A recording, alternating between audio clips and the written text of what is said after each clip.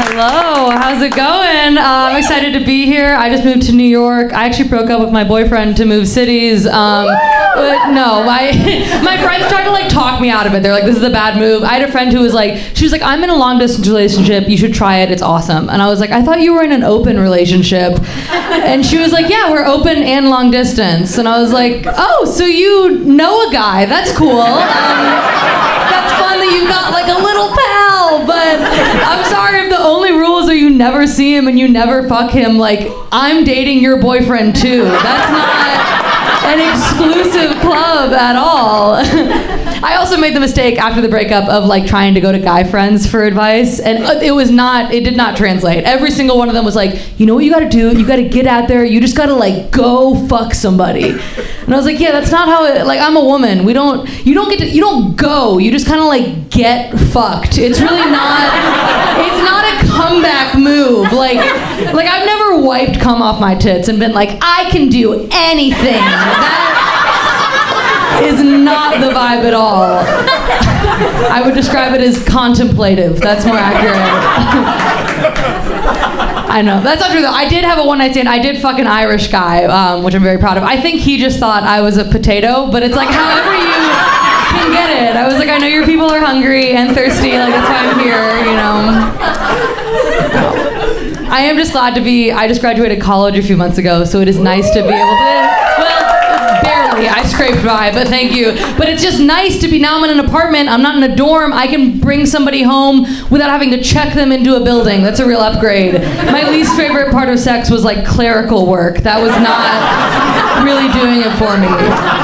You don't want that step in the process. You want to be able to see someone at a bar, be like, let's fuck, and then go home and not think about it. You don't want a moment in between where you have to walk up to someone, look them in the eyes, and be like, this is who I chose. Like, that's not a good moment for anybody. Because there's a security guard there, and like, she'll judge you. She won't say anything, but she would look back at you and every time be like, yeah, he's not gonna choke you with those tiny little forearms. Like, what do you think is happening? And you know what? She's right. He didn't. I asked him to stop. His hands were clammy. Don't fuck a dude with clammy hands. He was fingering me, and he was like, "You're so wet," and I was like, "That's you."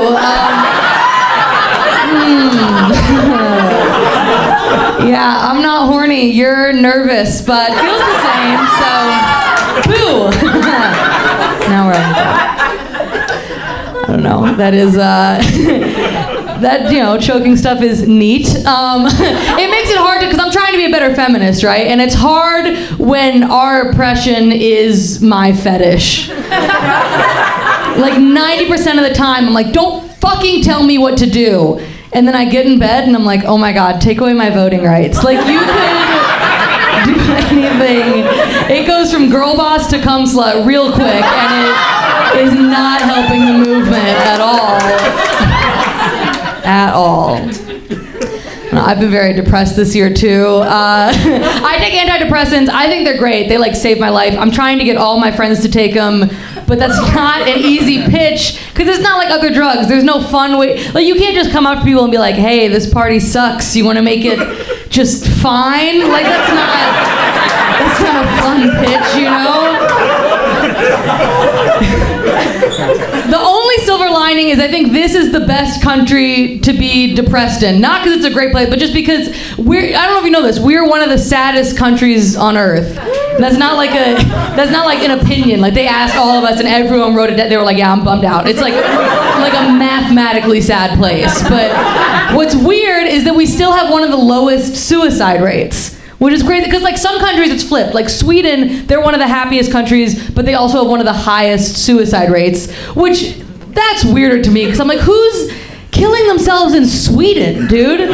Like, everyone has healthcare, like they're shutting down prisons because they don't have enough people. Like, the whole country is just like a Skyrim loading screen of like happy little Swedish people doing jigs like floody-doo, and then if you get depressed there and then you look and see that, you're just like, I guess it's me, and then you just are out of there. Which honestly, yeah, if you were in Sweden, you're like, this isn't nice enough. Well, that's all we got, so bye. That's it. But you know what I mean? That doesn't happen here, because you can hit rock bottom here, but but then there's like a community of sad people. You know, like you can get the gun in your mouth and be like, this sucks, and the guy next to you is like, oh, I know, right? And it's like, new best friend, okay? You're back in it. And I think the bigger safety net here that really is if you want to kill yourself here, you have to go to a Walmart to buy a gun. Like as soon as you walk in and look up, you're like, oh, I'm fine. Wow. Woo. Yeah, if I kill myself before he kills himself, I'm gonna kill myself. This cannot